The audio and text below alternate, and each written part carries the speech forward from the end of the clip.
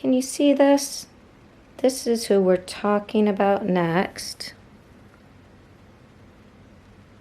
She looks like this now. She used to have blonde hair. Take a good look. This is who we're looking for. All right. Hi, True Crime Grapevine fans. I am not super great at technology and putting a picture in a picture, because ultimately I'm hoping that up here in this corner you will see a picture of the people about whom we are concerned. But I really wanted to show you that picture because that is a picture of Erica Johnson. Erica Johnson is from Florida. She is 36 years old. She is pretty thin because she is 5'8" and only weighs 130 pounds.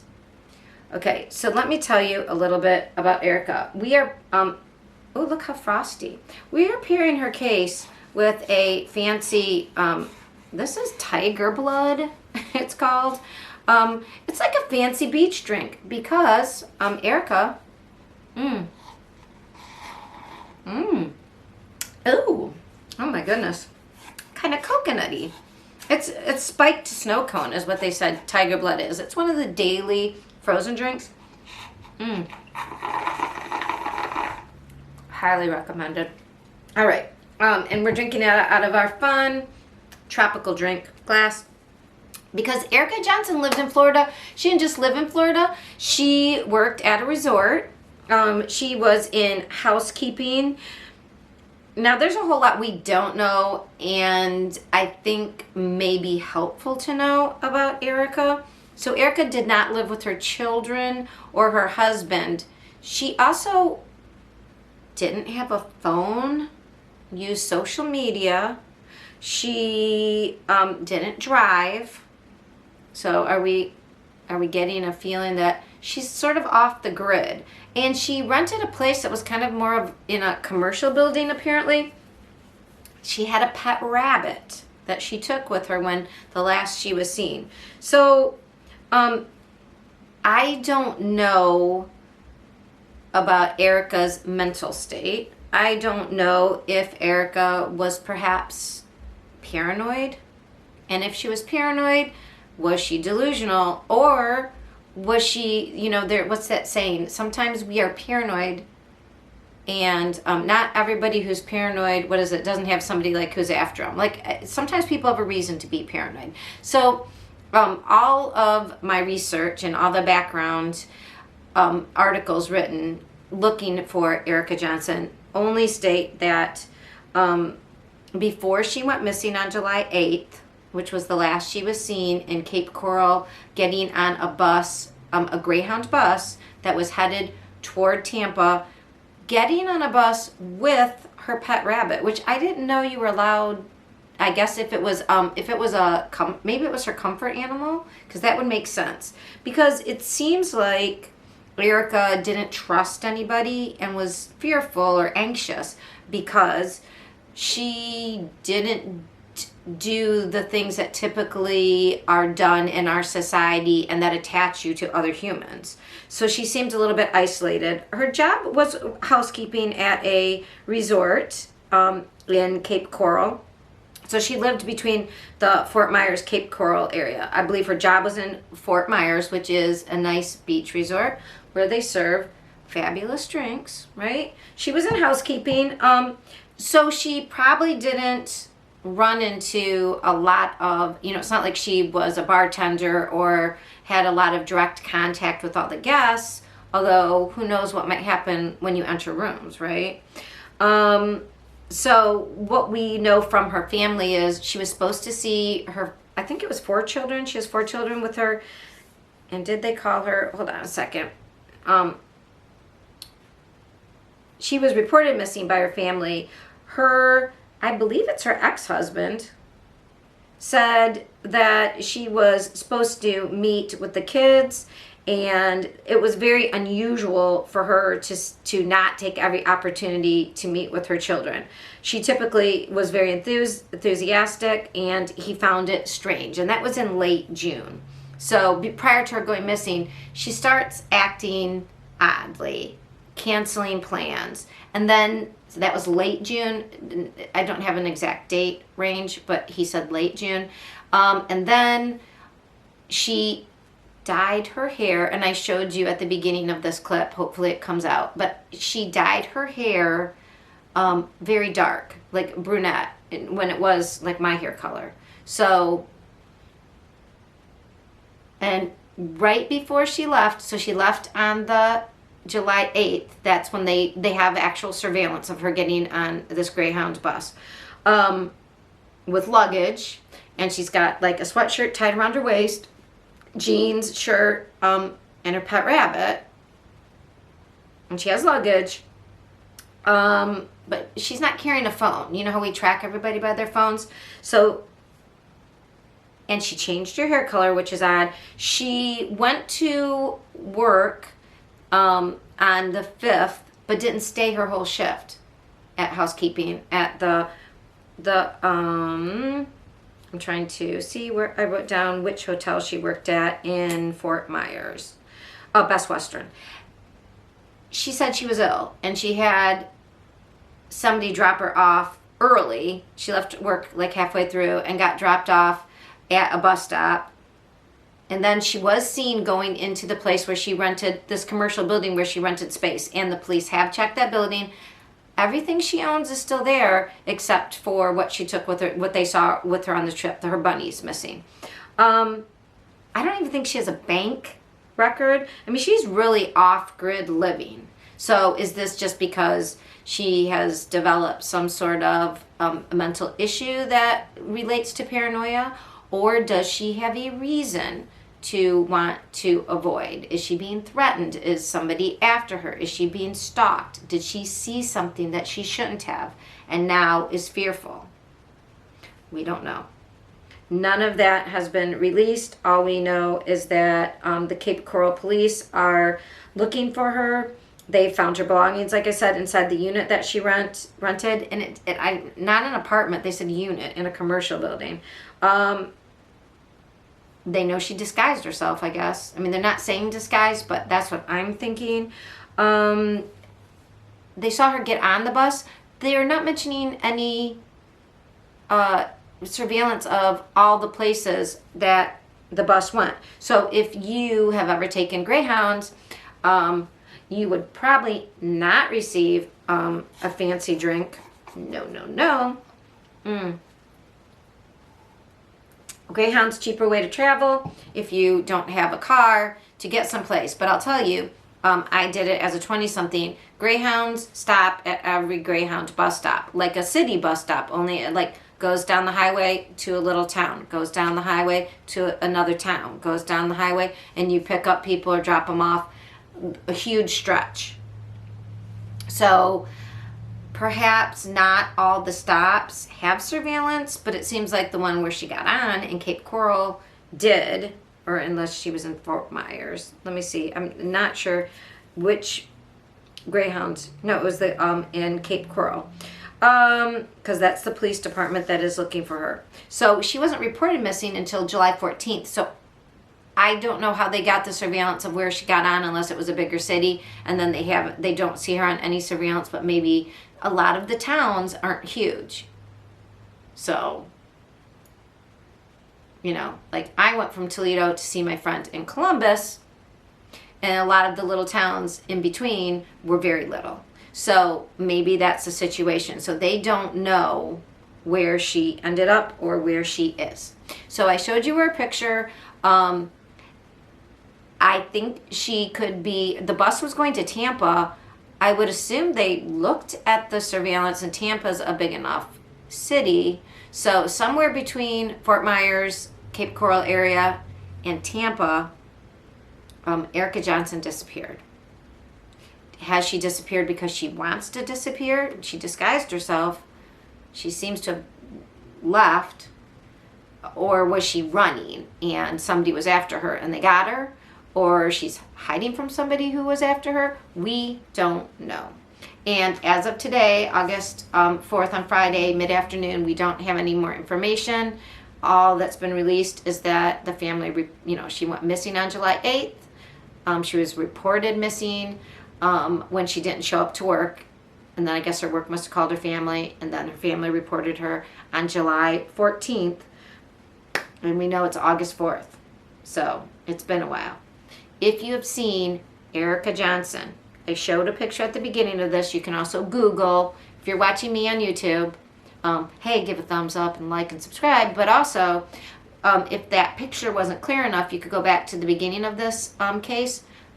Or you can Google, as I like to say, hashtag Google that shit. And look up a picture of Erica Johnson. She is she looks very attractive. Short hair, now brown, unless she's bleached it, right? It's unclear what her mental status was at this time. She does appear to be fearful. So either she is paranoid for a reason or is paranoid for no reason. And quite frankly, it'd probably be easier to locate her if nobody is really following her and she's just scaring herself. And, so anybody who's living in the Florida area between Cape Coral, Fort Myers area, and Tampa, please look out for a woman with a pet bunny, or who's maybe at this point is looking for her pet bunny, who is rather tall, 5'8", thin, and would seem probably unsure and not wanting to talk to people, maybe trying to get a job in hospitality and housekeeping, because that's what her job was. All right, I will update you if we have more information on her. Let's all hope that she is happily sipping maybe a drink on a beach somewhere and not as scared, and she gets in touch with her family. Erica, if you're watching, although you don't seem to like technology, so I doubt you are, but please get in touch with people. You're not in trouble. They just want to make sure you're alive.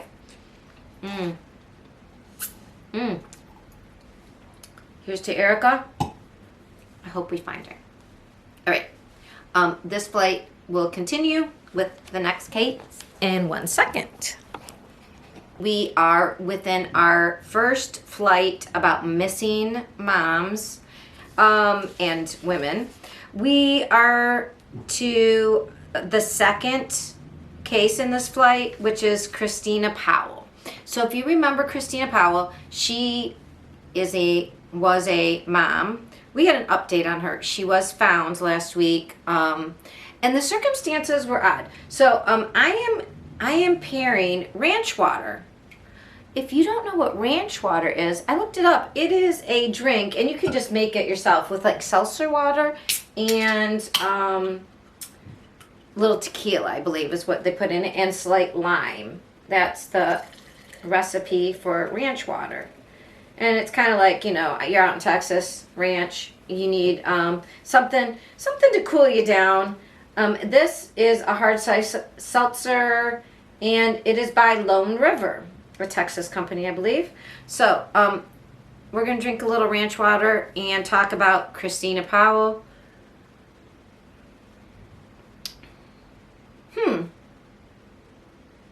Interesting. It's sweetened with agave. It kind of tastes, weirdly, like exactly what you think ranch water would taste like. It's interesting. It's actually kind of refreshing. It's not, I love sweet things. That is not what this podcast is about, sorry. Although maybe you also like to know what these things taste like. Anyways, so our friend Christina Powell, or her name is Chrissy, she was a mom. She had a 12-year-old who was at home when she left for work. She had just started a new job. She left, I believe this was July 5th. There was a Ring camera that caught her leaving her apartment very quickly. She had called into work to say she was late. She left her phone on the bathroom counter. So it seems as if somehow something happened. I mean, she had just gotten this job, started the week before.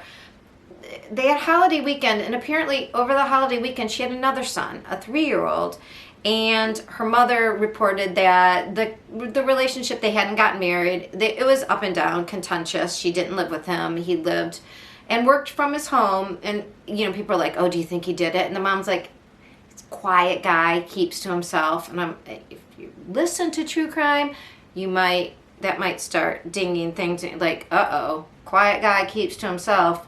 They're never the ones that do anything. But anyway, the mom didn't think it had anything to do with him.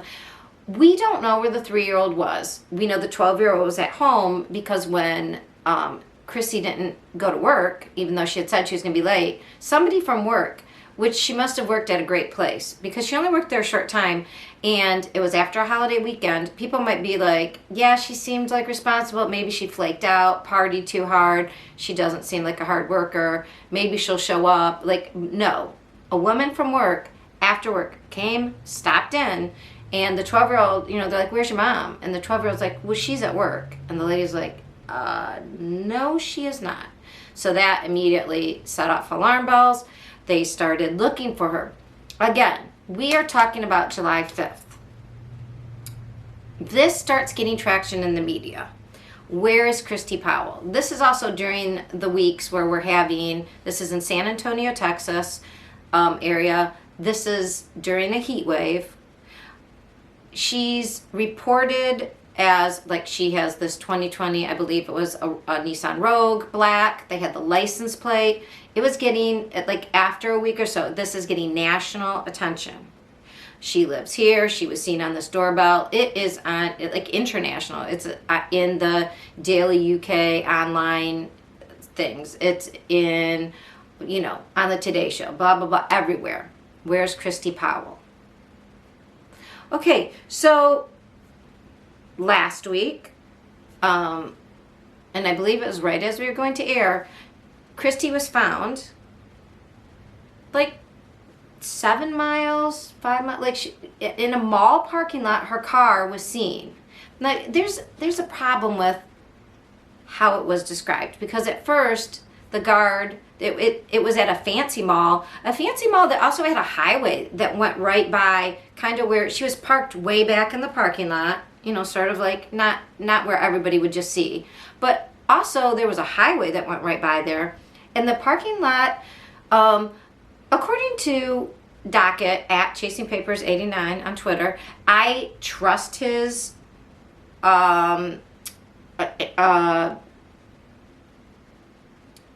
his assessment, and another account that I trust, I think it was either Rose or Legacy, but one of them they were like saying this is a fancy area, this is a high-class mall, and it did have security. So the security was reported as saying the car has been there for the past week. So this is last week, the last week of July. The car was there last week. Okay, so the last week in July, and it had been there a whole week, and nobody walked up and knocked on the door. She was found in the passenger seat, dead, with her purse. But he said the car had been there about a week. Now, a couple days later, after, by Thursday or Friday, maybe of the end of last week, or by this Monday, then people are reporting, oh, well, actually, there's video of the car being there. It was there the whole time. She apparently she left her house and within 30 minutes was parking in that mall. Okay. So you're telling all of us, and this is within 10 miles of her house. It's a little bit past, there's a map you can look up about how far past it was. It's like, I don't know, 2 to 3 miles past where, like, she would have gone to work. It's almost like backward. It's not even towards where her work was. It's like she would have had to go backwards. But everybody, so at first they're like, oh, well, maybe it was a suicide. Okay, so she somehow called to work and said, oh my gosh, I'm going to be late, was running late for some reason, left her phone because it seemed like she got a call and she was like frantic to go do something, check on something. Like maybe her 3-year-old, perhaps? I don't know where her 3-year-old was, but she ran out of the house. And she did call work saying, I'm going to be late. So I don't know how that equates to then she's just going to go drive and kill herself. And she had an argument with the baby daddy over 4th of July about something, the relationship, custody. We don't really know exactly. But I don't believe that when the local police were putting out to the national media, international media, look for this woman. Here's her picture. Here's her leaving. We've got this ring camera. She was last seen here. She worked here. Here's her car, and here's her license number on her car. But she was at a mall, parked in the same place for 3.5 weeks in the 90-degree heat. In the passenger, so she got into the passenger seat somehow to do this. So I'm gonna need some more ranch water because I'm a bit parched. Even just my brain is parched thinking about. Wait a minute. If the police are saying be on the lookout, we know that in the Casey White, if you followed true crime, there was a breakout of a convict that was in Alabama? Was that right? Louisiana? Down south. The lady who was retiring was law enforcement, broke him out. They had switched cars. They knew what car they left in, and they found that within like a day at a mall, parked. So if this woman is missing in heat that kills, they know the car, they know the thing, and she was really just, we're supposed to believe she was sitting for 3.5 weeks and nobody noticed it when the mall has security that walks around and it's right by a highway, the entrance and kind of where she was parked. You know, you could, like, nobody said, oh my God, it's 90 degrees. I've seen that car. Looks like there's somebody, like, nobody said, that car's been there an awfully long time. Oh, there's a woman missing in our area. I mean, it was on their local news. Something isn't fitting with that scenario because law enforcement putting out that information would have done scans of everywhere. And somebody on Twitter was like, yeah, but you know, there was a lady in Florida, a very similar case. She parked her car behind these stores and killed herself and was, you know, she was there a week. And I was like, okay, this is 3 weeks and she wasn't hidden. The car was just in a parking lot, in a mall. And the police were all over media with the description of the parking lot. And she was in the passenger seat during a heat wave. And nobody said, why is that car there? Oh my God, somebody's in that car. Nobody. Like when that car was this. Okay. So as you can see, I think that there is something wrong with this scenario. What do I want to know? I want to know. So right now, what we do know is there was an autopsy and there was nothing specifically about the body that would say murder. But they are doing toxicology to see. What we don't know is where was her 3-year-old? One big thing we don't know is, that I mentioned before, is what was she wearing when she was found? Was she found in the same clothes? That would be interesting to know.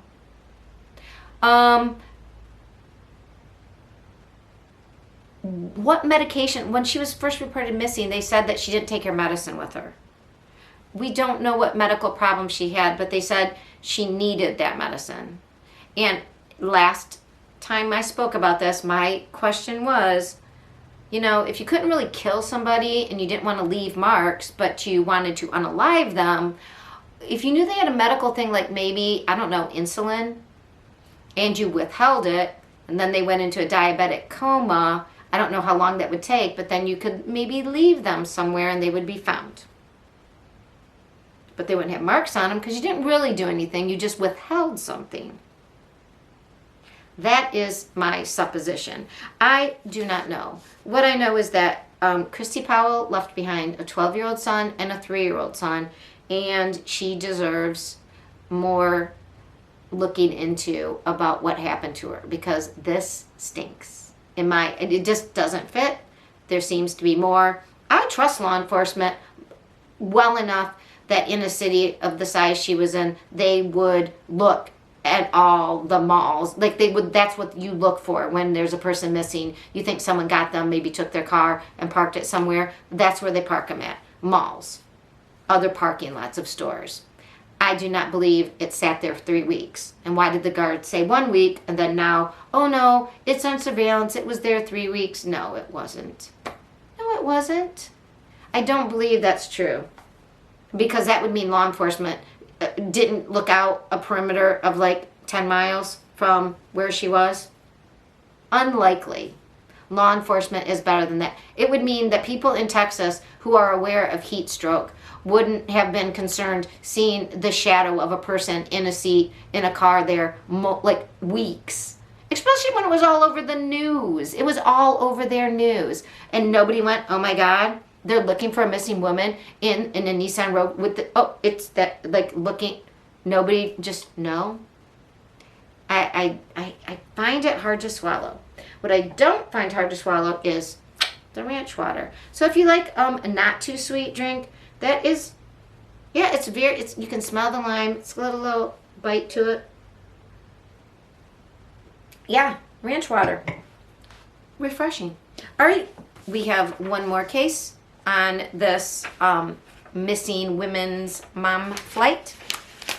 We'll get to that next. Hey, like and subscribe. Thanks. We have another Texas case. So we've continued to drink our ranch water because it's a popular Texas drink.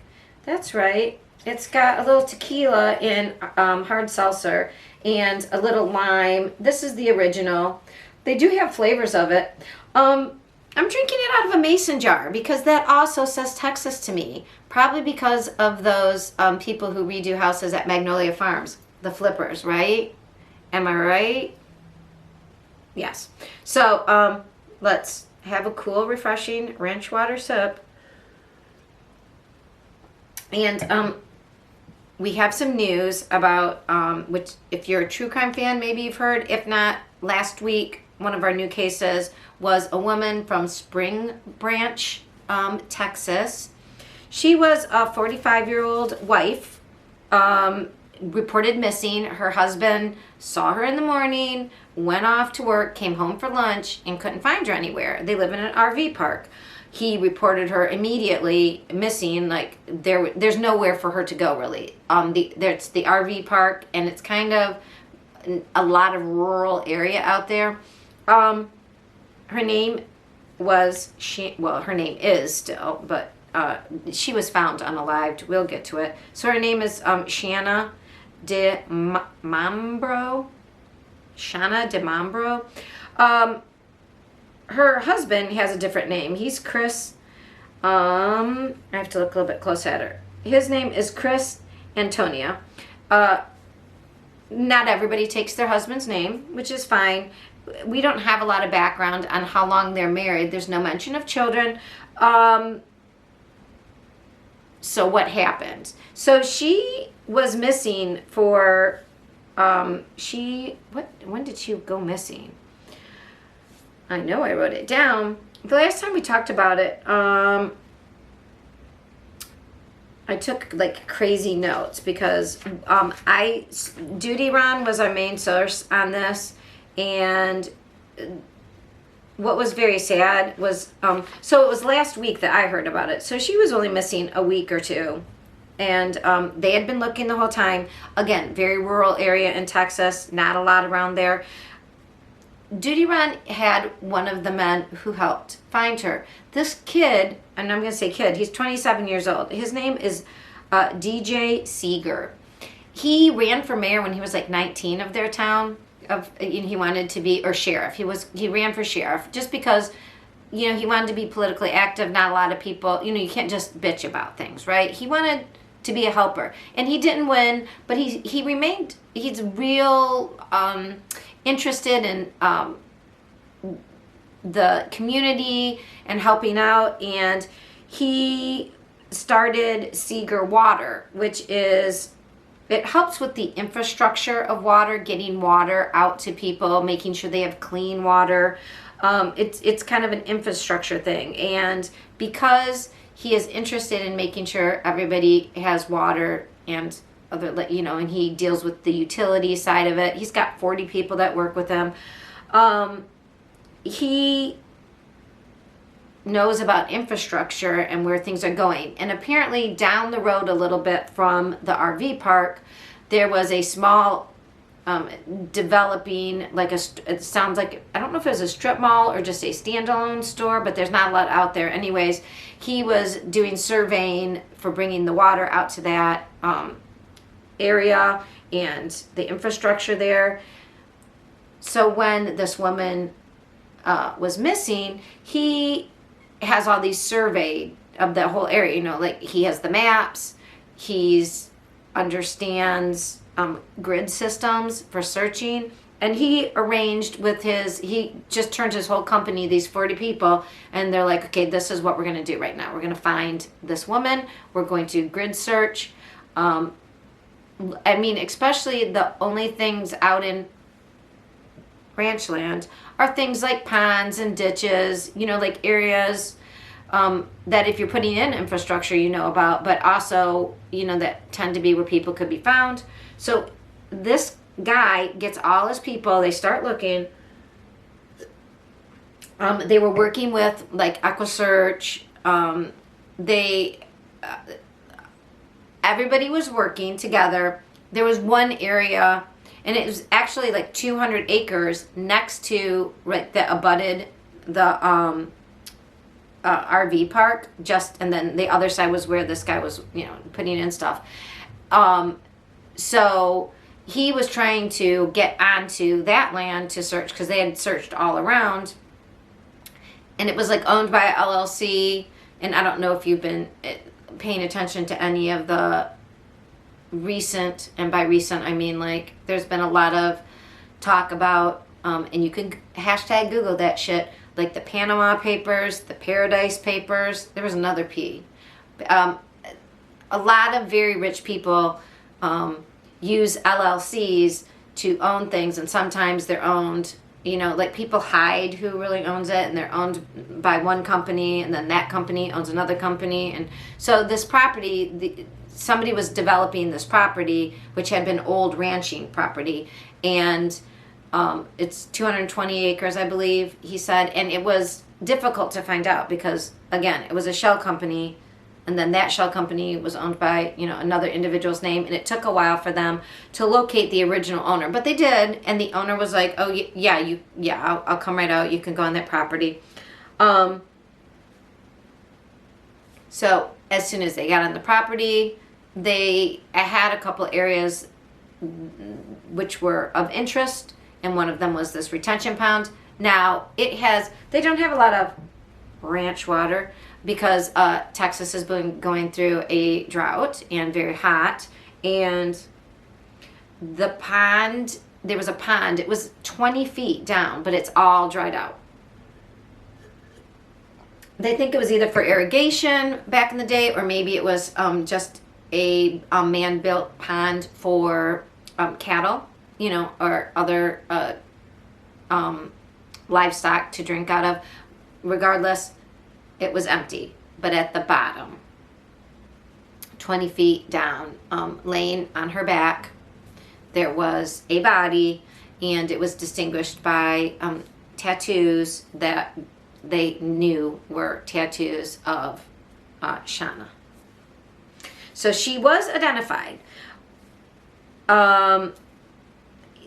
DJ was on Duty Ron's show, and Duty Ron had cut out part of it because I guess DJ was explaining a little bit too much. Again, what I said earlier in this episode about how we want to be careful that if people know things, when I was talking about what Dylan Round's mom was saying about, like, the FBI knows what they know. They might tell us some things, but they don't like really tell us much. It's like on a need to know basis because we don't want that information out. This is kind of that same thing. They don't know who did it. So she was found on this property that was within 250 yards from her actual RV. So when the first thing I wrote down when I was looking for this update when they found her was that she was found I wrote 1 block from her house because they said like she was found, she was either from the 200 like on Mitchell whatever, and then she was found on the 1000, but it's not really like a street because there's like a road out front and then there's this huge property next door to a big RV park. So she didn't make it very far. Now, she wasn't put in water because there was no water at the time. So somebody placed her down in that ravine, and the area was obviously blocked off because nobody could get into it. It's private property, and the fence was, the gate was off. So could we assume somebody found her at home, unalived her, and then just took her right over that fence into that other area in broad daylight after her husband left for work? That's pretty brave, right? He came home by lunchtime, so that is ballsy. Broad daylight. Or perhaps in the dead of night, something happened and somebody else took her there. Statistically, true crime friends, statistically we know how this story ends, unfortunately. Or we can guess. Now, I don't know the law, but here's the thing though. There are cases where, women are home, their husband leaves, and doors open and someone rushes in. That does happen. So I don't know what was going on in Spring Branch. I don't know if there was any outlaw convicts on the run, or if there was somebody living in the RV park. They'll look at everybody's background. Did somebody have a background of grabbing women? We will find out. So unfortunately, my update is that Shana is no more, but that she was found and will be laid to rest, which is a blessing to at least not wonder for her family what happened to her anymore.